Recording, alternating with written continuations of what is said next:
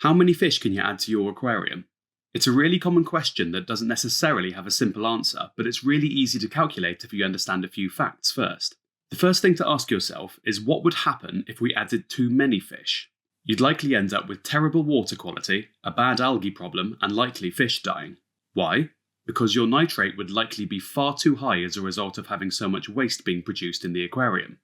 Increasing the bioload in the aquarium means an increase in the rate of nitrate build-up. As you should already know, you will need to keep your nitrates under 50 parts per million for the water to be safe for the fish, but preferably under 30. Over 50, and you'll likely start having fish dying and out-of-control algae growth. Therefore, you need to work out how long it takes at your current stocking level for the nitrate to rise over the acceptable level before deciding to add any more. To keep things simple, let's say your aquarium is stocked with 20 neon tetras. For argument's sake, you test your nitrate level and it shows up as 0 parts per million.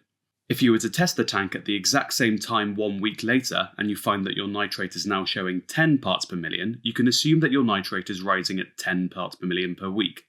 Therefore, we'll know that it takes about 5 weeks to get to 50 parts per million and start killing your fish. Stating the obvious, if we were to add 20 more neon tetras to the aquarium, we can assume the rate of nitrate increase will change to 20 parts per million per week, meaning we only have 2.5 weeks until the water quality gets dangerous. You can use this logic as a guide to work out how much and how often you should be changing the water. So instead of asking yourself, how many fish can I add, you should be asking yourself, how often do I want to be water changing? The answer to that question is completely up to you. If you're happy being obligated to water change large amounts weekly, by all means add more fish, but if you want to have an easier life, don't overstock your tank.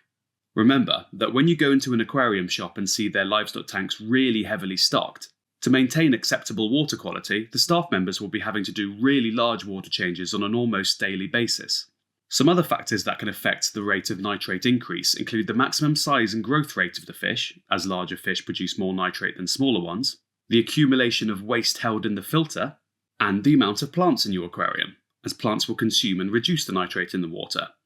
In summary, the answer to the question lies in the results of your water test and not just by counting the fish. Thanks for watching, and make sure to check out the other videos on the channel for more aquarium guides.